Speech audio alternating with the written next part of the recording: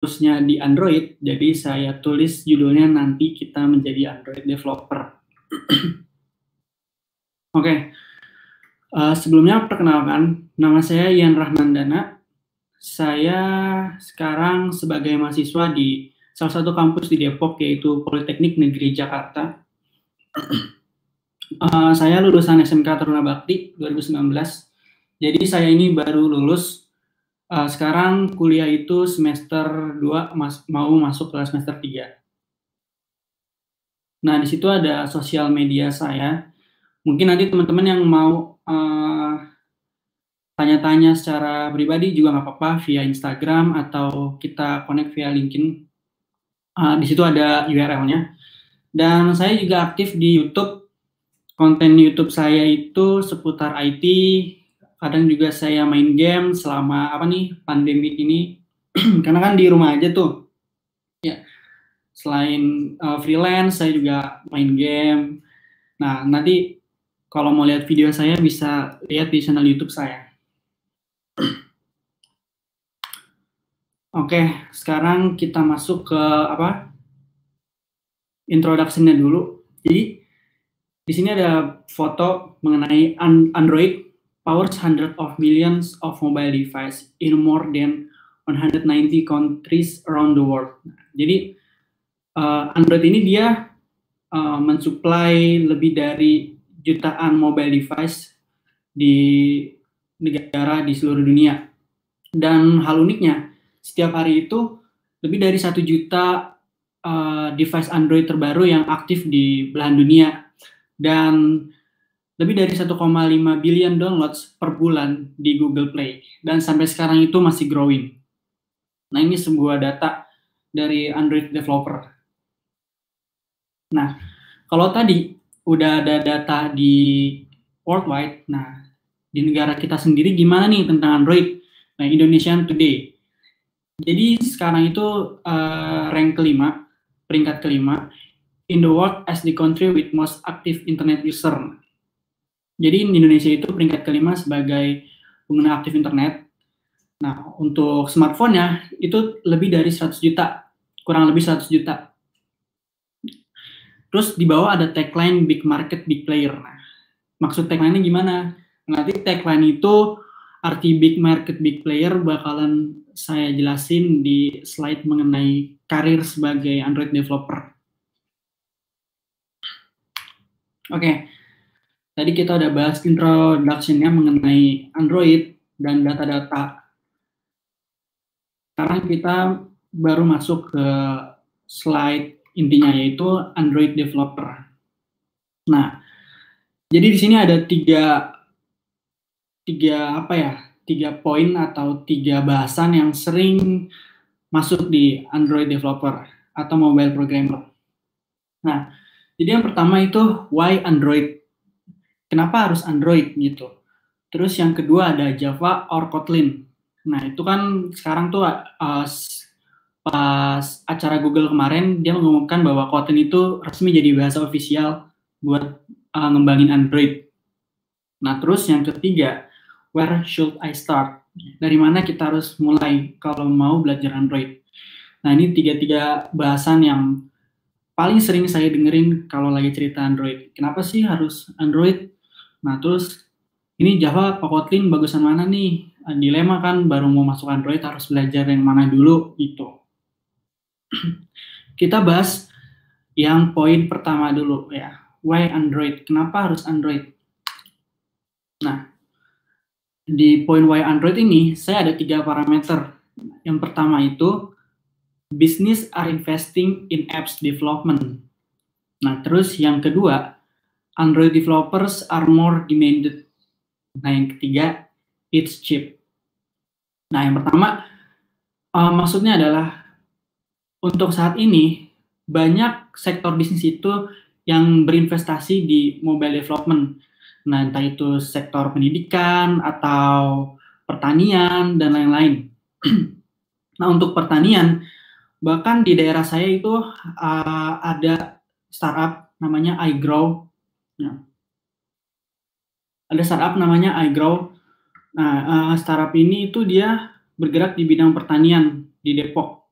Nah, itu salah satu startup yang bergerak di bidang pertanian. Nah, sekarang kita juga tahu kan kayak di bidang pendidikan itu ada Ruang Guru yang lagi hype banget.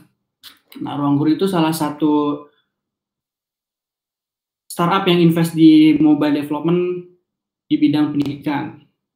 Nah, sebenarnya banyak juga kan kayak e-commerce itu ada yang kita tahu ada Shopee, ada Tokopedia, dan lain-lain.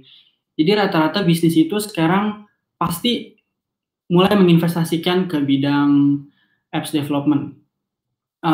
Terus dan rata-rata selama saya freelance itu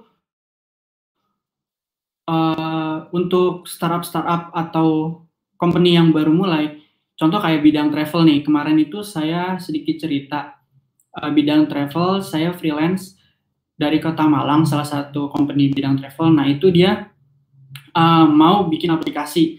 Nah, tetapi itu dia karena dia mempunyai budget yang terbatas, jadi dia lebih milih buat aplikasi Android-nya dulu. Nah, baru nanti setelah tahap selanjutnya pasti dia bakalan migrate ke iOS. Nah, jadi kenapa rata-rata bisnis itu pasti kalau untuk invest ke Android-nya biasanya itu ke Android dulu, nggak langsung ke iOS, karena dengan budget yang terbatas pasti kan bakal coba dulu nih kayak kita mau invest ke apps development kira-kira lebih growth atau gimana ya, apa fail kita gitu, pasti rata-rata ke Android kayak gitu. Nah, terus yang kedua, Android developers are more demanded. Nah, karena Android ini open source dia dan gratis, jadi dia itu lebih banyak peminatnya di developer kayak gitu. Dan juga komunitasnya itu Android udah banyak. Sekarang iOS pun juga ada banyak sih. Jadi Android developers itu are more demanded. Terus yang ketiga, it's cheap. Kenapa saya bilang it's cheap? Karena kalau kita mau bikin aplikasi Android, ya kita pakai smartphone pun bisa. Nah, itu ada aplikasi namanya AIDE, AIDE. Nah, itu ada di Play Store. Nah, itu aplikasi di smartphone buat bikin aplikasi Android gitu. Dulu saya sebelum punya laptop, saya coba-coba bikin aplikasinya di situ di AIDE. Ya walaupun nggak bisa seenak di Android Studio, tapi seenggaknya buat belajar-belajar udah lumayan lah.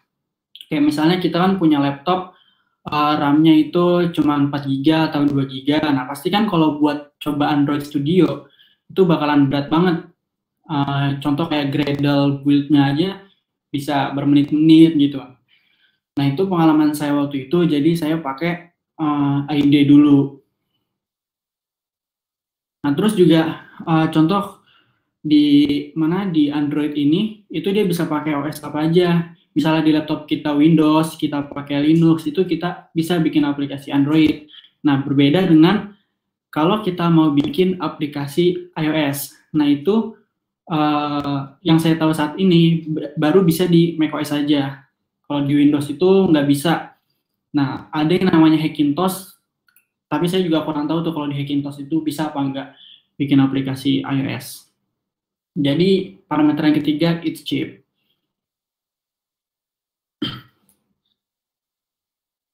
Nah, selanjutnya yang poin berikutnya, Java or Kotlin. Nah, ini ada 3 parameter juga nih. Are you beginner? Nah, terus yang kedua, Kotlin is much more productive, less boilerplate. Kenapa Java? Nah, terus yang ketiga, code comparison. Nah, nanti saya bakalan sedikit menunjukkan perbandingan antara kode Java dan kode Kotlin. Nah, jadi sebelum kita memutuskan mau Java atau Kotlin, kita harus tahu dulu nih, kita ini sebagai pemula yang mau terjun ke mobile development, atau kita sebelumnya emang udah pernah bikin aplikasi nih, terus mau migrate ke Kotlin. Nah, itu harus tahu dulu parameter diri kita tuh kayak gimana. Nah, kalau saran saya, misalnya kita yang baru mau terjun ke mobile development, saya menyarankan Java. Nah, kenapa Java? Ya walaupun Kotlin itu lebih produktif dan sintaknya lebih singkat, lebih cepat juga dalam developmentnya. Tapi saya tetap menyarankan Java karena mungkin pasti kan kita sebagai pemula itu yang baru terjun ke mobile development bakalan ketemu sama yang namanya technical issues atau error-error dan bug-bug lainnya. Nah, pasti kita kan kalau nanyanya secara online ya ke komunitas atau search Google. Nah, Java sendiri itu komunitasnya udah banyak banget. Nah, mungkin di kota masing-masing teman-teman itu juga udah ada komunitas Java. Jadi kita untuk fixingnya itu lebih gampang. Contoh juga di komunitas Facebook, nah itu Java udah banyak banget gitu. Bahkan kalau kita search di Google, Java juga udah banyak cara fixnya kayak gimana. Nah, berbeda dengan Kotlin.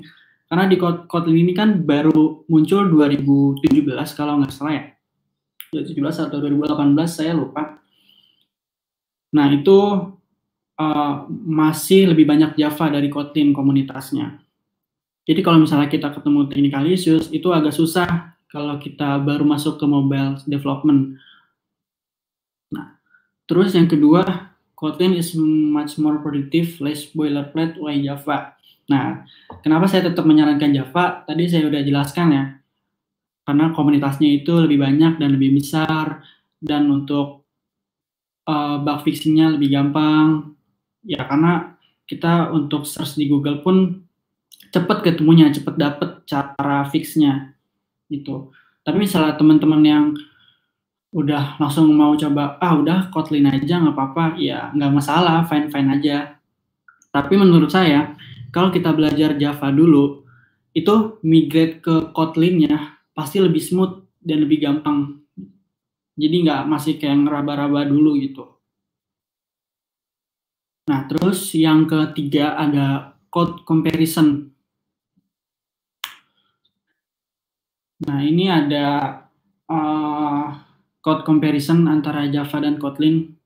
Ya, di sebelah kiri itu Java dan sebelah kanan itu Kotlin.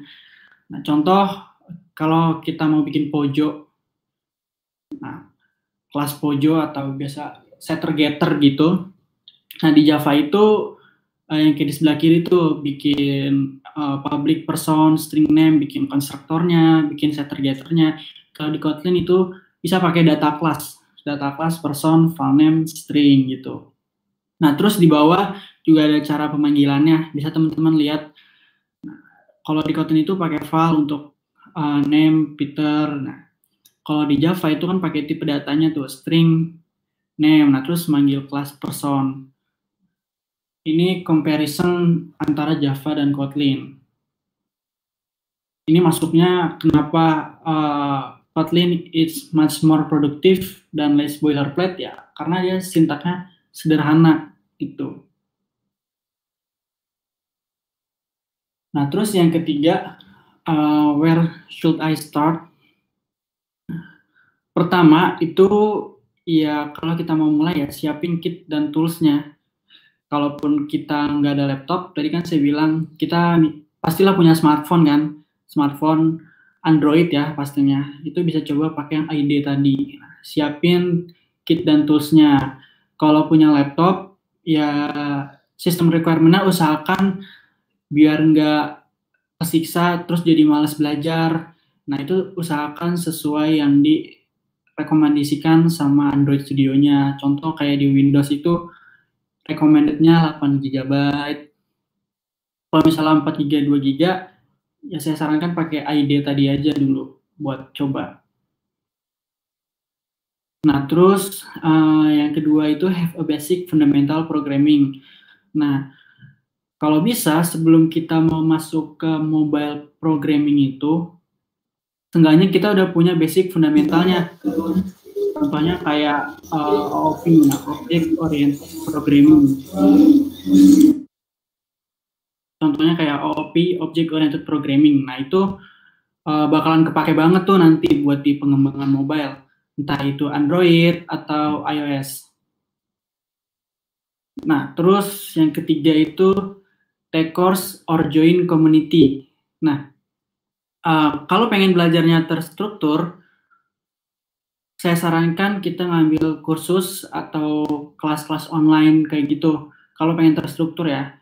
Sebenarnya bisa juga sih kita belajar sendiri di Google, tutorial bikin aplikasi Android kayak gitu. Bisa, tapi menurut saya agak lama nanti kita belajarnya.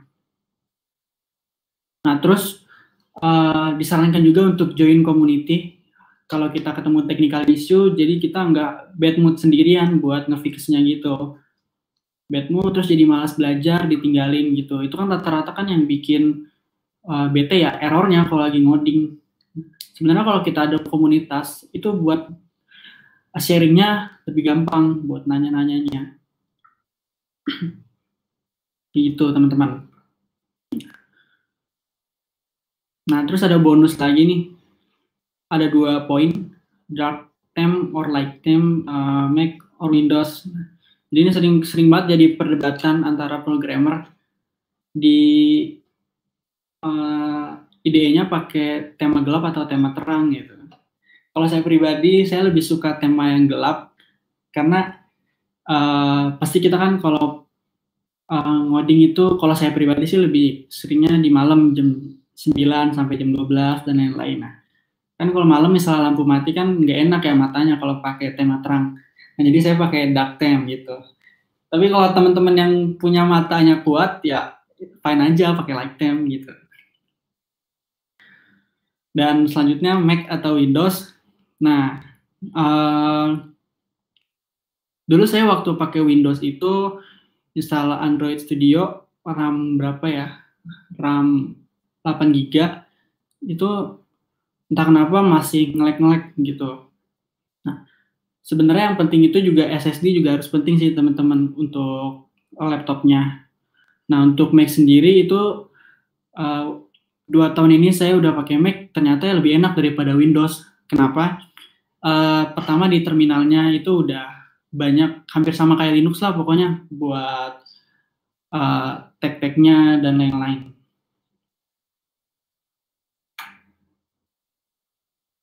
Nah, terus ada familiar programming language. Nah, ini Android, maksudnya bukan Android itu bukan bahasa pemrograman, maksudnya di platform Android itu ada apa, di iOS ada apa. Nah, tengah-tengahnya ada kayak gambar apa tuh biru-biru. Nah, jadi untuk di Android familiar programming language-nya dan yang ofisialnya itu Java atau Kotlin yang dari Google ya.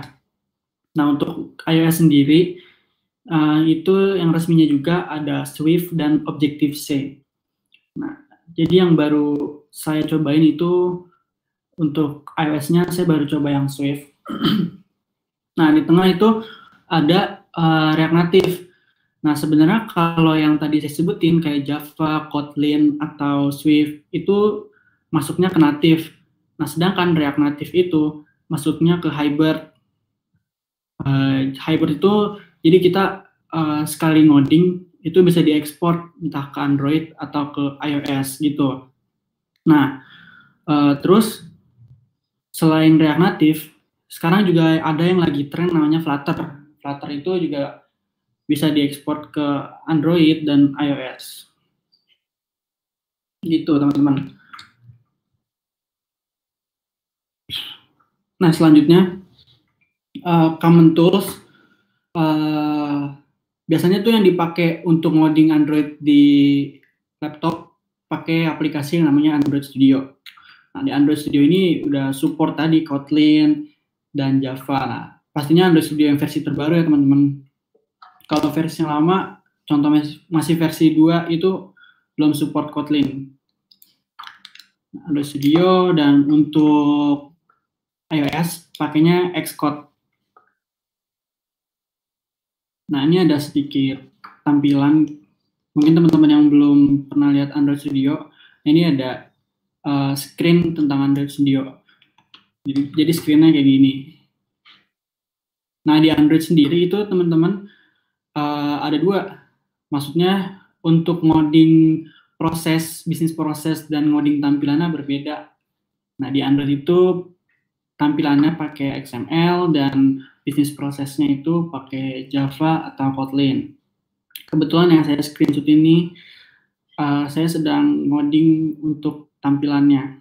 Sebenarnya bisa juga drag and drop, tapi untuk mengatur posisinya itu kurang enak menurut saya. Jadi lebih suka yang berbasis teks. Waktu itu saya lagi bikin tentang aplikasi coronavirus gitu. Nah, untuk cobain aplikasinya, kita bisa di emulator atau di smartphone kita pakai kabel data. Nah, ini di samping ada emulator Android. Nah, itu udah disiapin sama Android Studio, tapi ya gitu, kalau pakai emulator pasti lebih berat. Makanya kenapa disarankan recommended-nya itu 8 GB. Nah, ini untuk Xcode-nya, untuk bikin aplikasi iOS. Ini tampilan Xcode-nya ada kayak gini, hampir sama sih kayak di sebelah kiri ada hierarki folder-foldernya. Nah, untuk di iOS sendiri, itu untuk desain tampilannya drag and drop. Dia pure drag and drop. Ada yang baru namanya Swift UI untuk iOS 13. Itu saya belum coba untuk Swift UI. Itu berbasis teks. Tapi kalau yang sekarang ini saya drag and drop. Contoh saya mau bikin button, tombolnya saya tarik gitu. Nah, kalau mungkin teman-teman penasaran itu kok ada kayak garis-garis. Nah, itu pakai yang namanya storyboard di iOS untuk pindahan page-nya. Nah, di sini ada emulator iPhone juga sama, tapi kalau kita mau running di real device itu juga bisa pakai iPhone. Dicolok ke USB-nya juga. Tapi ya agak ribet untuk konfigurasinya. Nah, di Android sendiri teman-teman, itu dia nggak hanya di smartphone aja, dia juga ada device lainnya yaitu wearable. Wearable apps run directly on a watch, giving you access to hardware such as sensor and the GPU. Nah, jadi wearable ini dia berjalan di smartwatch, pakai Wear OS. Nah, but differ in design and functionality. Tapi desain dan fungsionalitasnya agak berbeda. But basicnya itu sama, dia menggunakan Android SDK. Nah, terus device lainnya juga ada di Smart TV. Build apps that let user experience your app immersive content of the big screen. Jadi ada juga Android TV. Nah, itu sama juga dia pakai Android SDK dan menggunakan Leanback library.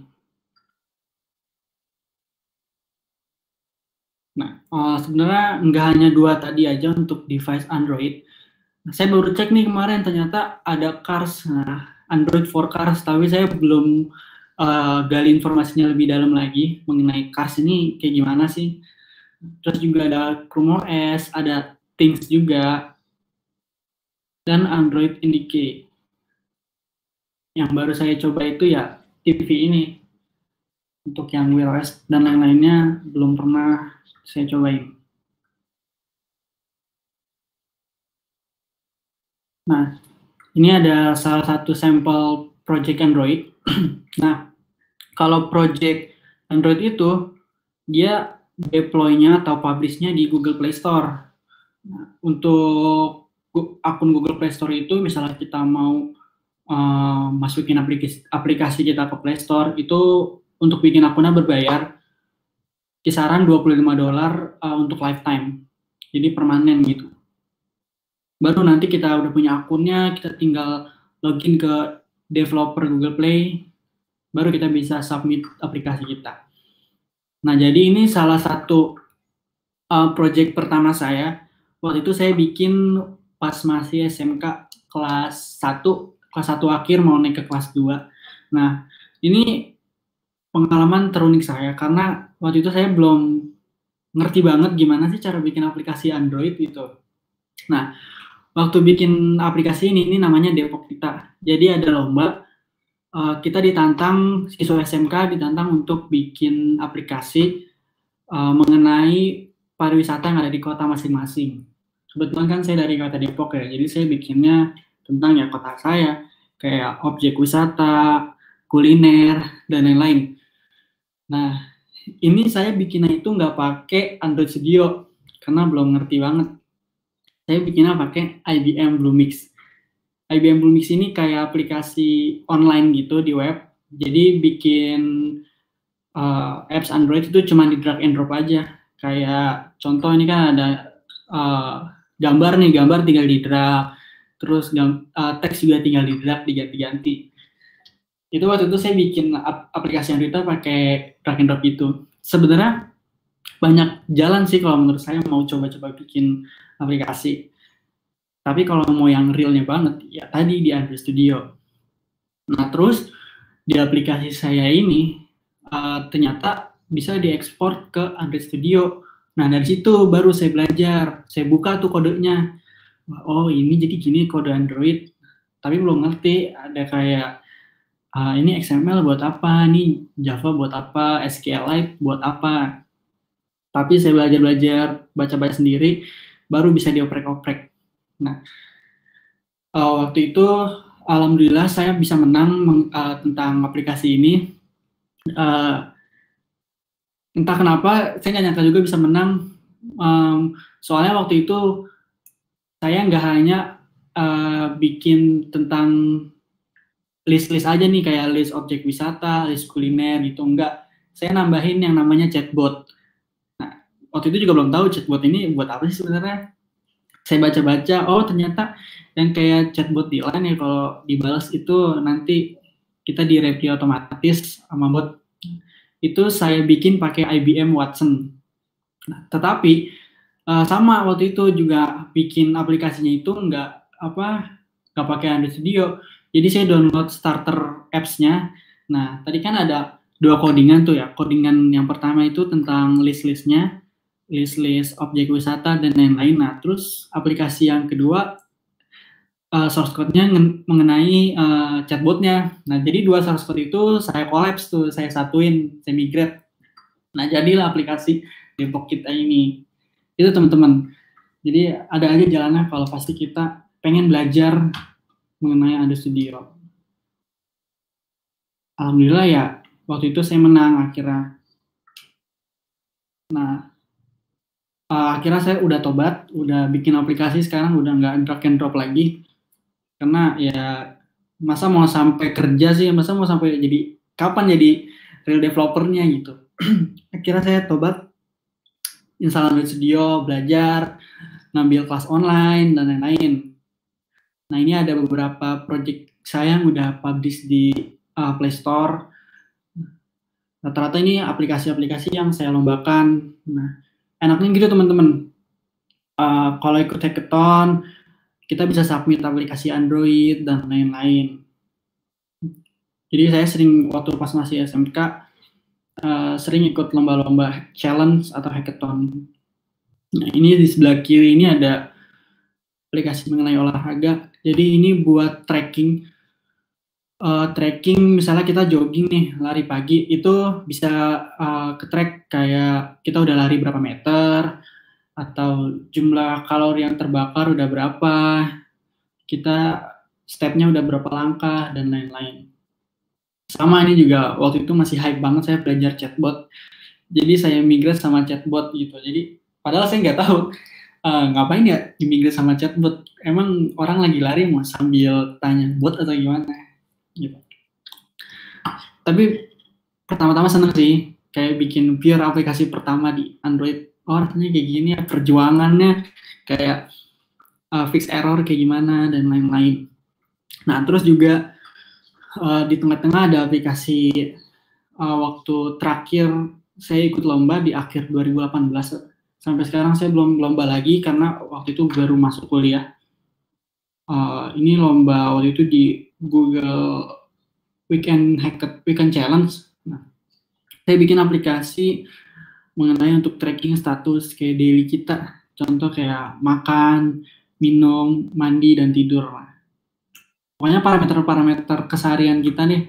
Nah, mungkin teman-teman bingung, nah itu aplikasinya kayak gimana? Nah, di sini saya juga pakai AI juga untuk di mandinya. Jadi mandinya waktu itu pakai machine learning mandinya itu kayak harus foto, tapi fotonya nggak kesimpan di database kita. Foto aja ke lokal, terus nanti mukanya di-scan, mukanya kayak ke analyze otomatis gitu, terus nambah persentasenya berapa. Untuk makan juga nanti disubmit sendiri, makannya nasi pakai sambal, kerupuk, dan lain-lain. Nah, itu nanti otomatis sudah kekalkulat berdasarkan rumus yang dibikin mengenai nutrisi. Itu. Ini aplikasi. Nah, dan ini juga ada aplikasi lainnya tentang jokes, meme. Nah, mungkin teman-teman kalau yang tahu Wancak, nah itu hampir serupa gitu. Nah, jadi kalau collapse AI di mobile app kayak gimana? Penggunaan AI di mobile app. Nah, ini saya nemuin banget yang unik banget. Saya nemuin di internet. Jadi di sebelah kiri ini dia nama aplikasinya itu Easy Glucose. Jadi dia itu di iOS, tapi dia aplikasi untuk ngebaca kadar glukosa kita. Biasanya kita kan kalau mau ngecek glukosa kita itu kan pakai tangan tuh ya, ditusuk apa gimana ya, saya kurang tahu juga, ditusuk. Nah, nanti muncul kan kadar glukosa kita. Nah, kalau dia yang dia bikin itu cukup kayak foto mata kita aja. Kita foto mata kita, nah nanti itu udah otomatis ke analyze gitu. Berapa kadar glukosa kita berapa. Nah, ini menurut saya unik banget penggunaan AI-nya di mobile apps.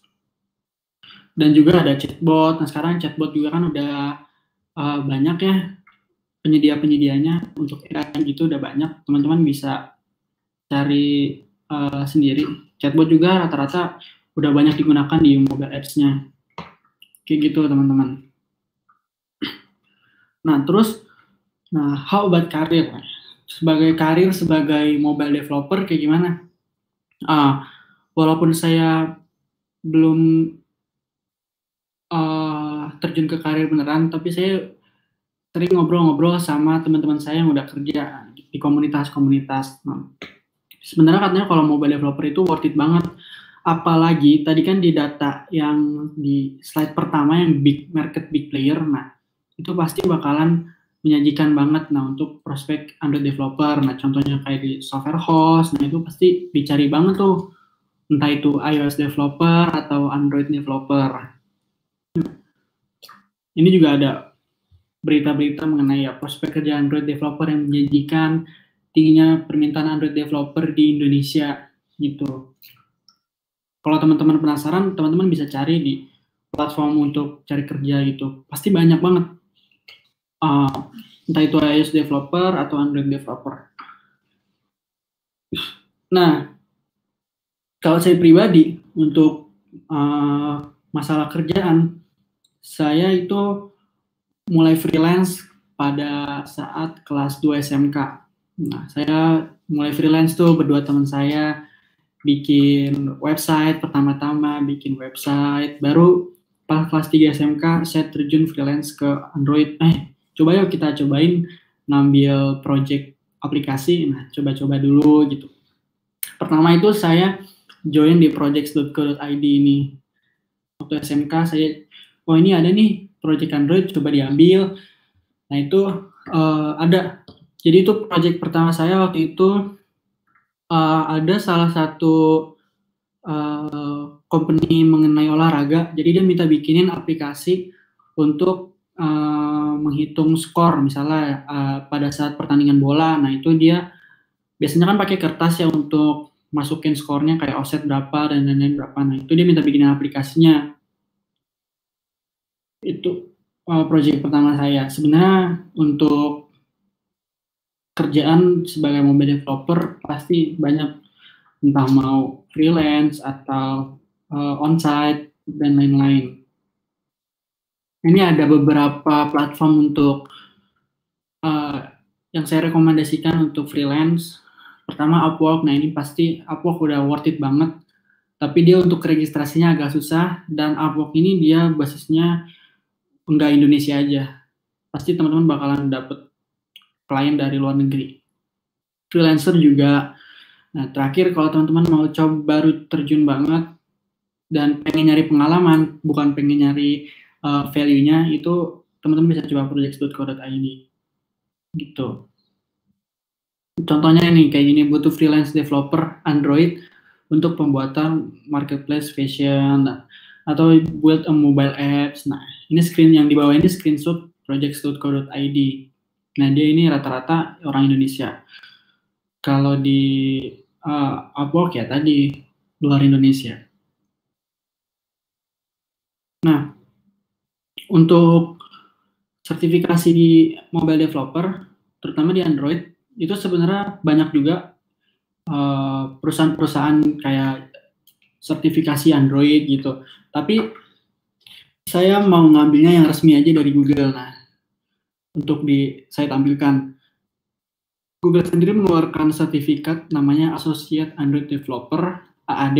Nah, itu resmi dari Google. Jadi AAD ini dia sertifikat Android. Nah, kalau kita mau ngambil itu berbayar. Saya lupa biayanya berapa. Nah, terus tesnya itu dia kayak ujian tes gitu. Kayak soal mungkin. Dan pastinya kalau teman-teman punya sertifikat, teman-teman bisa langsung taruh di portofolio, entah itu di profiling teman-teman atau portofolio teman-teman lah, pasti bakalan ada yang nawarin kerjaan. Karena kalau yang namanya udah punya sertifikat, kita pastinya udah pernah punya experience mengenai bidangnya, entah itu Android atau iOS atau game development atau web gitu. Oke teman-teman, mungkin sharing saya nggak terlalu banyak, tapi seenggaknya nggak banyak-banyak biar ada yang masuk di teman-teman. Terima kasih teman-teman. Saya tutup ya, mungkin ada pertanyaan. Wah, bagus sekali nih materinya Mas. Nah, ini sudah ada masuk beberapa pertanyaan. Saya bacakan ya. Untuk yang pertama dari Mas Ferdiansyah, ini gimana cara maintenance aplikasi? Contoh fitur email dihilangkan dan memakai device ID. Nah, ketika update Gradle, terkadang ada beberapa error dan tidak bisa dikompil. Adakah saran atau tips dan triknya? Kemudian desain pattern apa yang biasa kakak gunakan di Android, MVP atau MVMM? Sekian untuk Mas Ferdiansyah. Bisa langsung dijawab aja Mas. Oke, kalau untuk yang tadi kenapa Mas yang email itu ya? Iya. Kalau email masalah di Gradle-nya itu saya untuk masalah email saya belum pernah pakai bikin aplikasi yang membaca email gitu, entah itu permission-nya yang nggak izinin atau Gradle-nya ada yang salah atau mungkin di guard-nya gitu. Nah untuk pattern-nya kebetulan sekarang Android ada Jetpack, jadi saya di Android itu pakainya MVVM, pakai Jetpack gitu Mas. Tapi pertama-tama pakai MVP dulu, MVP pakai retrofit. Nah, semenjak Jetpack migrate ke MVVM. Gitu. Saya saranin juga migrate cepat-cepat sih ke MVVM gitu. Gitu. Udah segitu aja Mas. Nah. Iya Mas, cukup. Nah kemudian ada pertanyaan selanjutnya dari Mas Yoga. Apakah bahasa Dart atau Flutter recommended untuk pemula Mas? Flutter ya. Kalau menurut saya sih recommended Mas. Nah, kenapa? Karena tadi dia kan juga udah resmi juga ya, udah official dari Google. Kalau nggak salah di Android Studio pun juga udah bisa. Nah mungkin teman-teman kalau yang mau langsung belajar Flutter juga boleh, fine-fine aja. Tapi kalau yang lebih suka native itu bisa pakai yang Java atau Kotlin tadi Mas, gitu. Oh berarti bisa langsung nggak harus lewat dari Java dulu ya, dari awal bisa langsung ke Dart atau Flutter dulu ya, kayak gitu Mas? Boleh aja Mas, kayak gitu sebenarnya menurut saya. Oh iya siap. Kemudian selanjutnya dari Mas Albar, bagaimana menurut Mas Ian kalau seseorang ingin belajar membuat aplikasi di Android menggunakan React Native? Ini mirip sama kayak yang tadi sih, dia nggak harus lewat Java atau Kotlin, tapi langsung ke React Native, kayak gitu Mas. Ini juga baru kemarin saya debat tuh antara hybrid atau native. Ini sebenarnya agak sensitif Mas kalau bahas native atau hybrid ya. Nah, Iya benar. kalau menurut saya, karena saya base-nya programmer native ya, pasti saya bakalan bilang native gitu. Karena saya dengar dari programmer React Native, pada saat kita bikin aplikasi Android itu, setelah diekspor, size-nya bengkak gitu. Sedangkan kalau di Java, untuk Hello World itu mungkin cuma 1 MB dan 2 MB aja. Jadi, kalau langsung ke React Native, itu pribadi masing-masing sih kalau menurut saya. Kalau saya menyarankan ya, balik aja dulu ke Java, kita belajar native dulu, supaya paham gimana sih cycle di Android, kayak gitu Mas. Karena kan kalau di React Native kan, saya belum pernah coba juga untuk React Native, itu cycle di Android kayak gimana, kayaknya nggak, entah itu ada on destroy atau on start gitu. Gitu sih Mas mungkin. Mungkin saya menambahi pertanyaan yang ini Mas. Nah, kalau di Android kan speknya harus agak tinggi kan Mas untuk install Android Studio-nya. Untuk React Native sendiri kayak gimana Mas? Kalau nggak salah React Native itu lebih minim sih Mas dari Android Studio, karena kan nggak harus install Android Studio ya. Itu mungkin RAM 2 GB, 4 GB pun bisa jalan Mas. Cuman balik lagi tadi kita mau jalaninnya di emulator atau di real device. Nah, karena kan yang bikin berat kan itu emulatornya ya. Nah, jadi kalau mau jalanin di emulator ya tetap wajib punya RAM yang 4 GB atau 8 GB Mas. Oh iya, gitu Mas. Siap Mas, terima kasih. Terus kemudian ada pertanyaan dari Mas Daniel Nuh. Bagaimana tanggapan Anda dengan tidak menggunakan desain pattern di sebuah perusahaan? Nah, perusahaan ini punya alasan deadline nih. Jadi takutnya nanti semakin lama, semakin kompleks, semakin membengkak, tapi tidak menggunakan desain pattern kayak gitu, Mas. Kalau nggak pakai desain pattern, apalagi di perusahaan ya. Kalau menurut saya sih kayak begitu kurang oke Mas. Kenapa kurang oke? Walaupun kita terkendala dengan deadline, ya mendingan tambahin orang aja buat ngebantu developnya supaya punya pattern. Karena kan entah ini aplikasinya bakal scale up atau segitu-gitu aja, pasti kan kalau scale up bakalan nambah kodenya untuk testingnya kayak gimana. Belum nanti 2 kali lipat bakalan migrate lagi dari non pattern ke pattern. Jadi saya saranin ya harus tetap pakai pattern. Mau yang simple dulu kayak MVP juga itu nggak apa-apa, yang penting ada patternnya gitu. Kalau bener-bener nggak pakai pattern, asal-asalan, kodenya berantakan, kalau saya lebih nggak enak aja sih Mas dilihat, apalagi kalau udah company kayak gitu. Itu pendapat saya ya. Oh, berarti gitu, kalau emang aplikasinya nanti mau di scale up jadi aplikasi yang bener-bener bagus, itu emang harus pakai desain pattern ya Mas?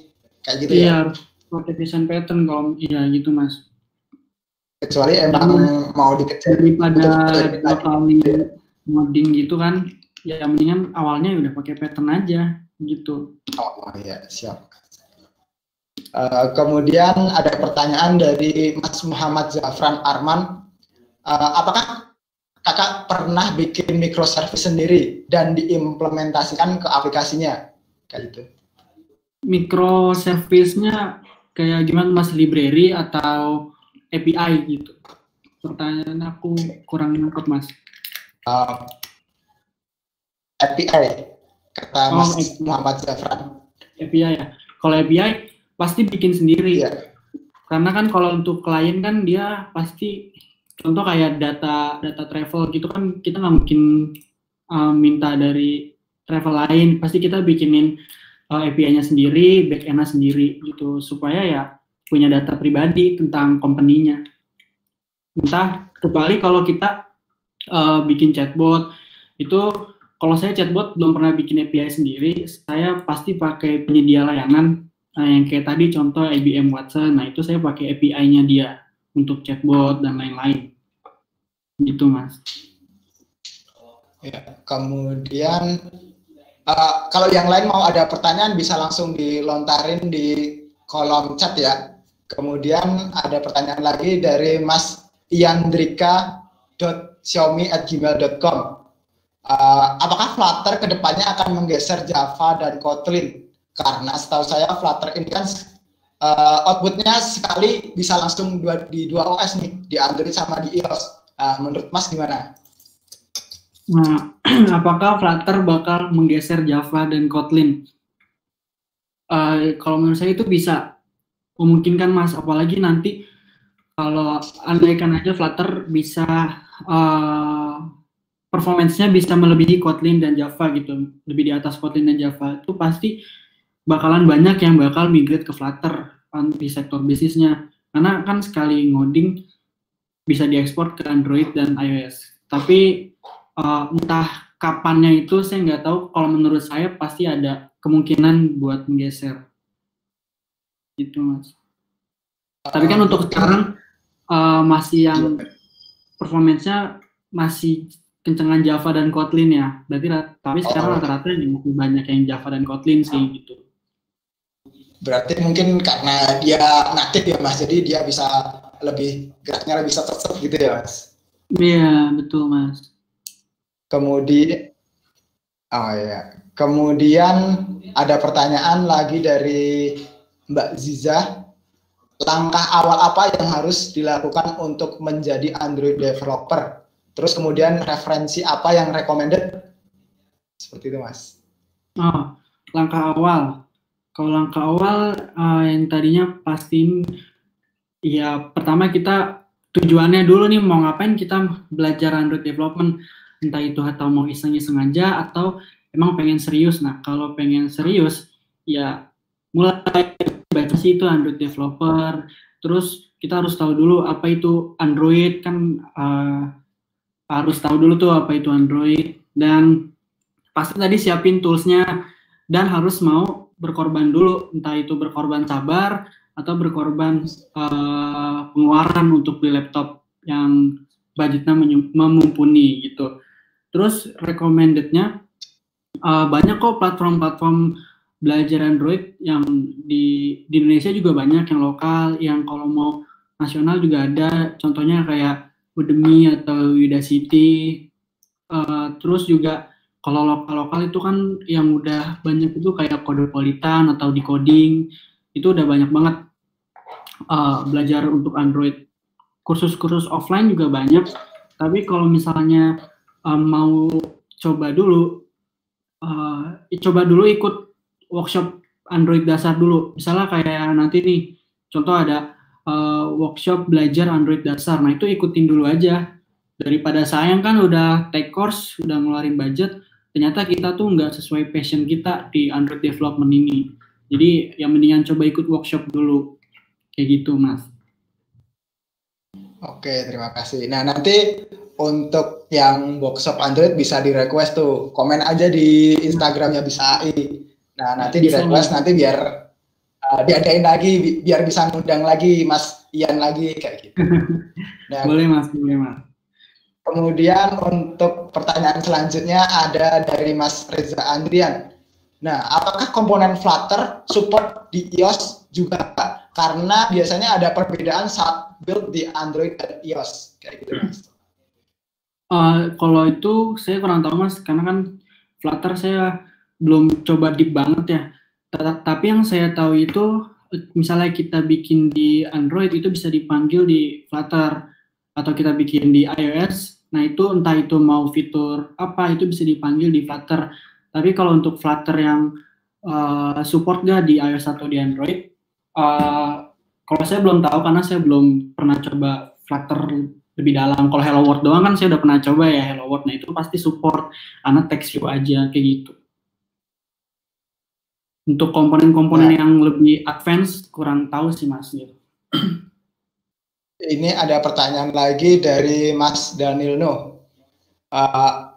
Ini agak melenceng dikit tapi masih sejalur. Nah, apakah lebih bagus kita lebih bagus sertifikatnya dulu atau portofolio kita, atau malah dua-duanya nih yang penting kayak gitu Mas? Dijawab aja sesuai dengan pengalaman Masnya kayak kemarin tuh gimana gitu. Iya. Kalau saya pribadi waktu itu saya belum punya portofolio. Saya banyakkan ngambil course terus dapat sertifikat, baru nanti project datang saya masukin portofolio. Kalau saya pribadi kayak gitu, saya lebih ke sertifikat dulu, baru nanti portofolio bakalan datang. Nah misalnya teman-teman belum punya sertifikat, tapi ada project datang ya nggak apa-apa. Kalau sekiranya teman-teman sanggup, di tag aja, diambil supaya portofolio kita itu lebih banyak gitu. Dua-duanya juga penting sih Mas, kalau menurut saya lebih mana yang penting kalau dari saya dua-duanya gitu.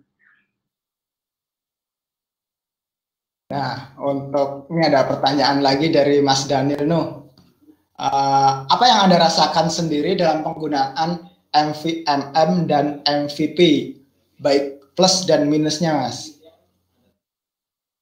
Kalau di MVP sama MVVM, apa yang saya rasain, nah sebenarnya lebih enak mana kalau menurut saya di MVVM. Misalnya contoh kayak untuk testing atau untuk patternnya, saya lebih ke MVVM. Kalau di MVP itu sebenarnya sama kan, dia model view presenter. Nah, tapi untuk kayak data handlingnya itu saya lebih enaknya di MVVM daripada di MVP, karena kan contohnya kayak pakai observer dan lain-lain kayak gitu. Ya, terima kasih Mas. Nah, ini selanjutnya ada pertanyaan dari saya sendiri, dari saya pribadi. Kalau kita memulai itu paling simple proyeknya selain Hello World itu apa ya Mas? Proyek yang paling simple tapi udah connect ke service kayak gitu Mas. Oh, connect ke API gitu Mas? Ya, yang paling simpelnya kayak gimana Mas? Kalau saya nih ya, kemarin yang simple menurut saya, karena kan sekarang kan yang lagi trending itu kan corona ya, service-service corona kan udah banyak tuh API-nya. Nah, di-get aja tuh jumlah kasus corona di Indonesia berapa, di dunia berapa, atau terus yang udah recovered berapa, itu kan cuman teks aja tuh ya, tinggal di-get aja terus ditampilin kayak deteksio. Contohnya yang kayak itu kan udah lumayan berguna ya Mas, ya udah bisa bagi kita, jadi kita tahu tuh punya aplikasi sendiri buat lihat data corona berapa sih. Nah, contohnya tuh ada di yang tadi di slide saya. Nah, itu cuman satu halaman aja untuk nampilin kasus corona berapa dan lain-lain. Itu udah pakai API Mas. Tapi kalau yang lokal, menurut saya yang simpelnya itu bikin list aja dulu, recycler view, entah itu list barang yang ada di rumah kita atau list keluarga kita supaya kita inget terus gitu kan. Itu kan udah berguna gitu Mas. Iya. Gitu. Berarti intinya kita nge-get data dari API dulu, bisa nggak gitu kan Mas? Nah, betul Mas. Nah, kemudian ada pertanyaan dari Mas Alawi.id 05@gmail.com. Apakah ada referensi belajar untuk implementasi AI di Android? Kalau rekomendasi, kalau saya sih untuk implementasi AI gitu, saya langsung baca dokumentasinya aja sih. Terus juga misalnya saya pakai service-nya Microsoft Azure, nah itu saya baca dokumentasinya kayak gimana cara pakainya. Tapi kalau teman-teman mau melihat project yang udah jadi, itu banyak kok di Medium. Nah, Medium itu banyak banget referensi buat belajar AI dan lain-lain. Contoh buat bandingin mana image recognition, ini muka siapa, itu udah banyak banget di Medium. Tapi kalau untuk kursus yang fokus banget di AI terus diimplement ke mobile, itu saya belum nemu kalau kursus yang kayak gitu. Tapi rata-rata ya di Medium saya dapat referensinya. Gitu Mas. Oh ya, kemudian ada pertanyaan lagi dari saya. Ini kan Android kan versinya banyak ya Mas. Nah, kira-kira kita mending tuh build-nya ke versi yang berapa dulu nih Mas? Buat lihat kebanyakan di pengguna tuh kayak gimana Mas? Nah, penting nih, ini juga penting. Untuk milih versi Android, mau pakai yang mana, di Android Studio itu udah disiapin Mas, nanti pada saat kita mau new project itu dia udah kan kita bakalan disuruh pilih tuh minimum versinya versi berapa, entah itu KitKat, nggak mungkin sih kalau KitKat ya, entah itu Lollipop atau Marshmallow, itu di Android-nya udah direkomendasiin. Tapi kalau saya sekarang itu pasti saya minimumnya API-nya itu 21 kalau nggak salah. 21 itu 5.0 ya. Karena kan rata-rata kan pasti HP udah di atas 5.0. Kalau saya sih itu Mas.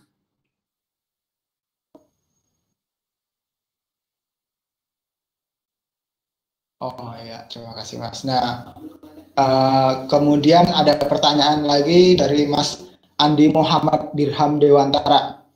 SDK itu maksudnya bagaimana ya Mas? SDK itu singkatannya dulu ya, singkatan itu Software Development Kit. Nah, kalau kita lihat dari singkatannya Software Development Kit, nah itu kayak sebuah bundle yang bantu kita untuk ngedevelop aplikasi Android ini. Jadi dia kayak semacam starter kit gitu, kayak sintak-sintak untuk di Android. Buat pokoknya intinya bundle untuk membantu kita develop Android sih, kayak gitu Mas.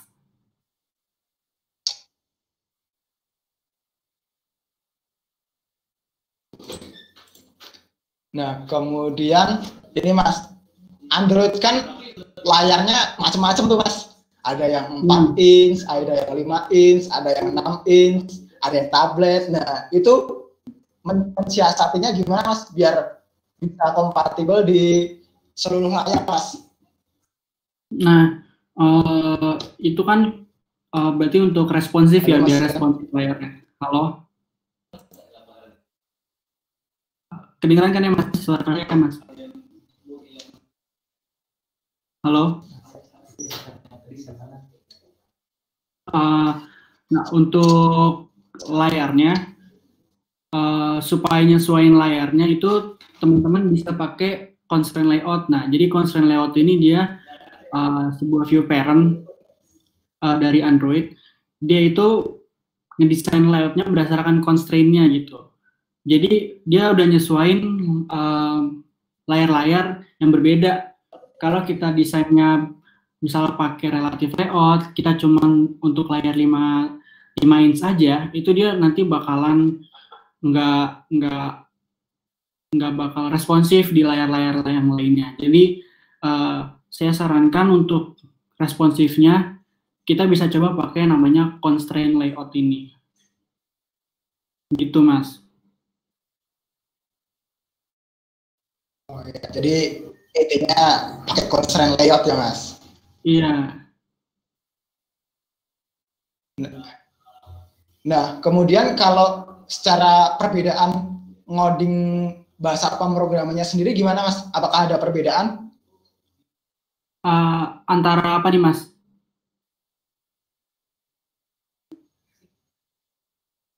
Jadi misal yang kayak tadi itu, yang layar 4 inch, 5 inch, terus layar di TV, smartwatch, kayak gitu Mas? Perbedaan Mas, kalau kita bikin screen satu-satu, XML satu-satu, misalnya untuk kan DPI ya basisnya kayak DPI, misalnya 320 DPI, 100 DPI, nah itu pasti bakal berbeda. Contohnya untuk margin start, margin left, margin right-nya bakalan berbeda Mas, untuk yang layar 5 inch, layar 7 inch, bahkan TV. Tapi kalau kita pakai constraint layout, nah kita nyusun constraint-nya udah benar, itu kita cukup desain satu file aja Mas. Jadi nanti bakalan otomatis nyesuaiin kayak gitu Mas. Oh iya, siap. Berarti yang penting itu disesuaikan dulu ya. Iya Mas. Nah, kemudian ini Mas, kendala awal kita kalau belajar tuh biasanya apa Mas? Kesalahan yang paling fatal gitu. Jadi pas awal-awal gitu. Kesalahan yang paling fatal kalau menurut saya itu kita udah error terus malu nanya. Atau paling sering Mas?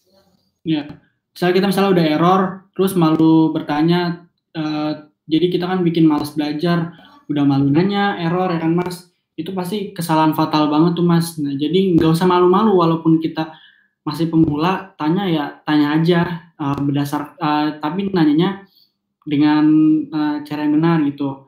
Entah itu mau di komunitas atau di Google.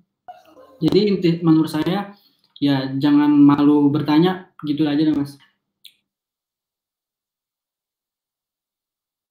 Berarti ini lebih ke pribadi masing-masing ya Mas. Jadi kalau kita ada stuck nih, ada mentok nih, kita harus ada berani bertanya gitu, mau ke mentor kita atau kalau bisa malah di Stack Overflow juga kan, biasanya di situ rame juga kan di situ. Betul banget Mas. Itu di Stack Overflow pasti udah langsung ketemu jawabannya. Ini mungkin ada pertanyaan lagi. Iya benar. Pasti di situ juga udah banyak kan Mas di situ kendala-kendala problem yang sebelumnya.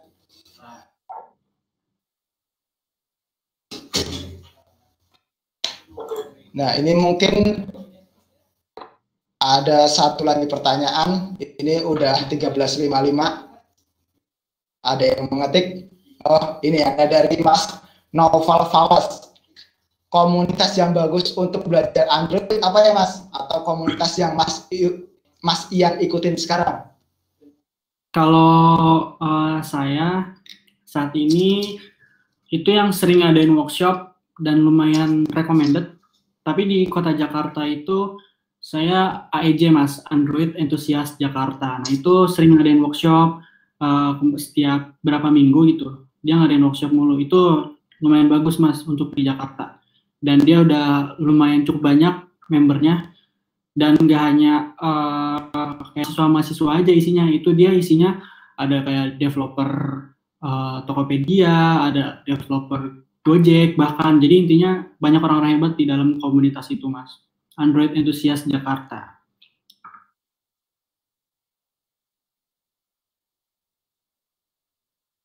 Oh ya, terima kasih Mas. Nah ini berhubung waktunya sudah 13.57. Nah ini terima kasih untuk Mas Ian. Wah ini ilmunya banyak sekali yang bisa diambil. Nanti jangan lupa follow di Instagram Bisa AI yang sudah tertaruh di kolom komentar. Terus subscribe juga Bisa AI di YouTube. Nah untuk event-event selanjutnya bisa dicek di IG dan di web Bisa Tampil. Nah di situ ada banyak tuh event-event, nggak cuma Android, ada event AI, ada event yang ntar sore itu ada pre-eventnya dari Pak Onowe Purbo, terus untuk yang main event tanggal 20 juga ada. Nah, akhir kata, oh ya ini dulu, teman-teman bisa dihidupin webcamnya dulu, biar foto dulu. Silahkan untuk dihidupkan webcamnya.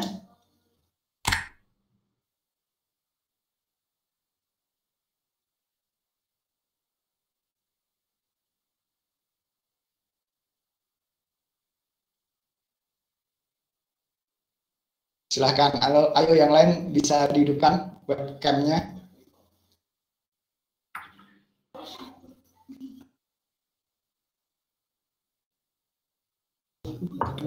Oh.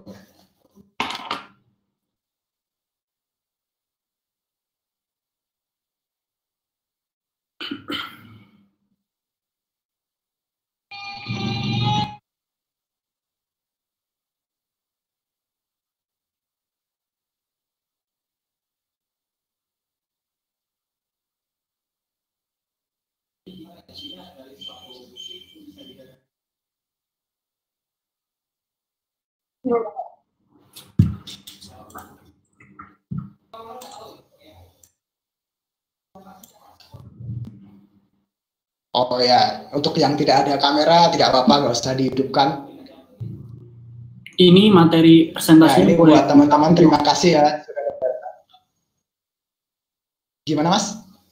Materi presentasinya tadi kayaknya ada yang minta mau diupload di mana ya Mas ya?